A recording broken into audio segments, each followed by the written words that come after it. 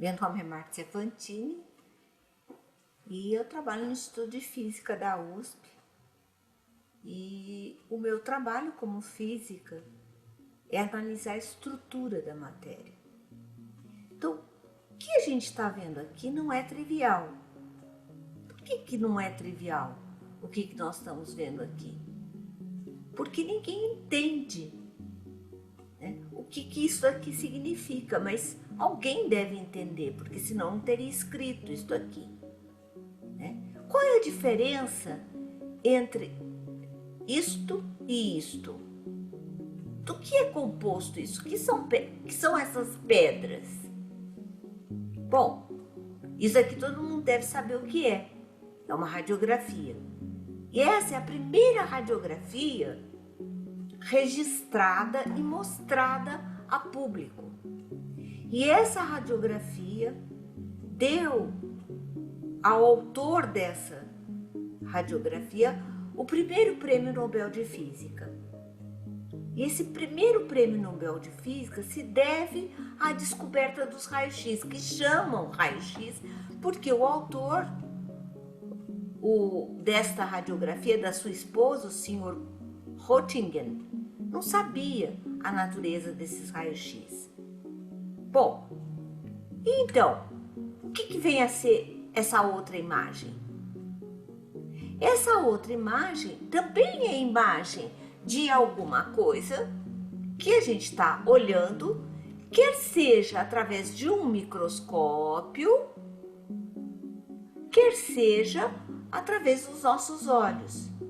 E se a gente olha direitinho e conta quantas bolinhas, 1, 2, 3, 4, 5, 6, 7, 8, 9, 10, a gente está desafiando a natureza. E isso daqui também foi um prêmio Nobel, que é a descoberta dos quasicristais. Vamos voltar um pouquinho para essa figura. O que vem a ser isso daqui? Isso daqui nada mais é do que grafite e diamante. Do que o grafite é feito e o diamante é feito? De carbono, né? Isso daqui, essas bolinhas representam átomos de carbono. Mas o que diferencia o grafite, que é mole, do diamante, que é duro? Além do valor comercial, obviamente, né? É a maneira como os átomos de carbono estão arranjados, né, no grafite e no diamante. O que produz as propriedades dos materiais é exatamente a sua estrutura cristalina. E é esse o trabalho que os cristalógrafos fazem. Os médicos, eles tiram raio-x e, obviamente, né, toda a história de um raio-x para desvendar a estrutura dos materiais não se deve, né, à radiografia. Apesar de haver métodos que a gente faz um contraste aí de imagem, né, mas se deve a essa área de pesquisa, né, a desvendar a estrutura interna dos materiais. Claro que o impacto maior é na medicina. Todo mundo sabe que é extremamente importante a gente ter essas ferramentas da cristalografia, né, que são usadas na cristalografia na medicina. Então, os especialistas são realmente os médicos, e isso é a mão da senhora Röntgen, com o anel de casamento e as chaves que ela guardava muito bem guardada no seu pulso. Bom, então esse aqui foi um prêmio Nobel, uma história extremamente interessante, o prêmio Nobel de 2011, cujo autor, o professor Dan Shechtman, né, dessas imagens, né, com simetria de 10, simetria, na verdade, de 5, era proibido do ponto de vista da cristalografia. Ele até perdeu o emprego, né, por conta de dizer que esses materiais, que são ligas metálicas, existiam. Tá? Depois de muitos anos, essas estruturas foram confirmadas na natureza, né, e reconhecido o trabalho desse pesquisador. A cristalografia tem 29 prêmios Nobéis, né, ou prêmios Nobel. Por quê? porque é importante a gente saber a estrutura. Por exemplo, do chocolate, todo mundo sabe que chocolate é bom, que chocolate é ruim. E para saber por que um chocolate se torna bom ou se torna ruim, é necessário desvendar a estrutura do que tem no chocolate, tá? E isso, do ponto de vista de mercado, é muito importante. O que nós temos nessa imagem aqui do lado? Nada mais é do que os anticorpos atacando um vírus.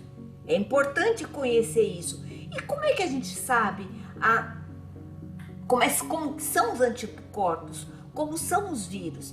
Pelas ferramentas da cristalografia, tá? E outra coisa que a gente quer saber, como é que é o mundo lá fora? Esse é o Curiosity, é o robozinho que foi em Marte, catou terrinha e analisou essa terrinha e mandou o resultado para nós aqui na Terra, mas era a terrinha de Marte, né? Usando métodos da cristalografia. Então, para desvendar o espaço ou para desvendar o mundo no muito pequeno, a gente usa a cristalografia, que os físicos, né, são os que trabalhando com outros profissionais de outras áreas, né, como os engenheiros, os químicos, os biólogos, conseguem cada vez mais melhorar a tecnologia de conhecimento da natureza. O que vem a ser isso? Aqui é uma imagem do vírus da Zika. E aqui é a proteína desvendada pela cristalografia que permite que o vírus da Zika se replique, né? E, portanto, isso é extremamente importante para que você descubra medicamentos ou que se faça uma vacina para impedir que esse vírus da Zika venha a infectar as pessoas, as crianças, por causa dos problemas que nós temos, né, quando uma mãe é infectada com o vírus da Zika. Bom, o que mais que nós podemos falar além de uma coisa muito pequena e de alguma coisa muito grande? Bom, como é que a cristalografia pode contribuir, por exemplo, para a indústria aérea? Os materiais de que são feitos os aviões, eles têm que ser materiais muito resistentes, são ligas metálicas. E essas ligas metálicas, elas são investigadas a sua estrutura através da cristalografia. E no caso das vacinas, a gente ouve tanto falar sobre vacinas. Como é que são as vacinas? Elas são injetáveis. Mas será que a gente consegue uma vacina que a gente pode entrar dentro de um banheiro, né? Ou uma vacina, por exemplo, cuja imersão seja apenas um adesivo? Ou uma vacina oral? Então, a praticidade de utilização de uma vacina é inversamente proporcional à eficiência de imunização. Por isso que se usa vacina injetável. E no que eu estou trabalhando como física? No desenvolvimento de vacinas orais. Bom, uma delas, a difteria. Vejam vocês esse gráfico, né, da Sociedade Brasileira de Imunologia. Olha a difteria, a incidência da difteria e a cobertura vacinal. Em 2017 já não havia mais incidência de difteria. Só que a difteria, a coqueluche e o tétano, que é a difteria, que é a vacina tríplice, que pode ser também dada com uma vacina para gripe, certo? Essa vacina é injetável e a do tétano, por exemplo, é uma vacina que se dá isoladamente e tem que se dar reforços de vacina, ela é muito dolorosa. Então, por que nós estamos pensando em vacinas orais?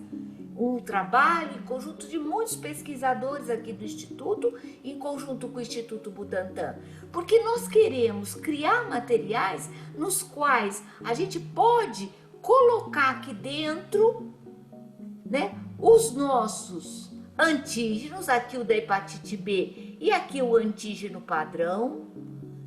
Dentro dos buraquinhos que estão dentro desses caninhos ou dentro desses poros maiores aqui, passar pelo raio-x e analisar onde eles estão, quando eles saem, como eles saem.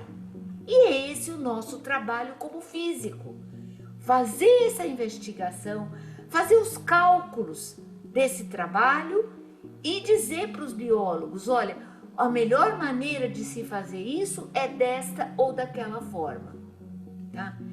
E, por exemplo, a difteria que eu falei, aqui tá, né, a estrutura da difteria, como a gente mede usando os métodos de raio-x, e a gente sabe que ela sendo mais ou menos da ordem de 9 nanômetros, ela cabe dentro desses porinhos aqui, né?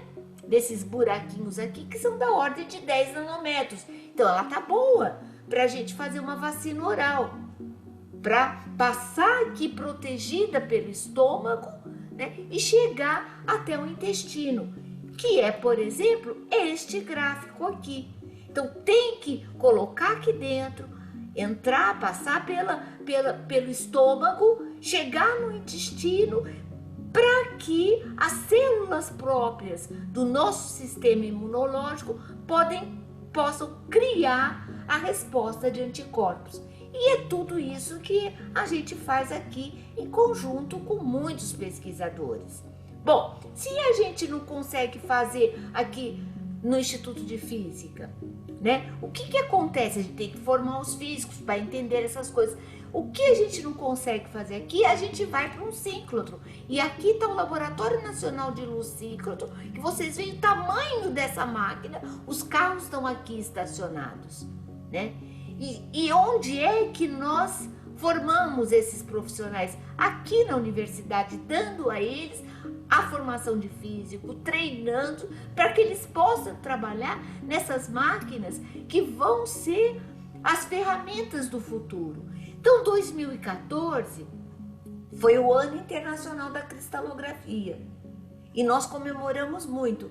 Por quê? Porque é uma área de pesquisa tão importante e tão desafiadora que nós convidamos todos vocês a serem físicos e a serem cristalógrafos, tá bom? Sejam bem-vindos à USP.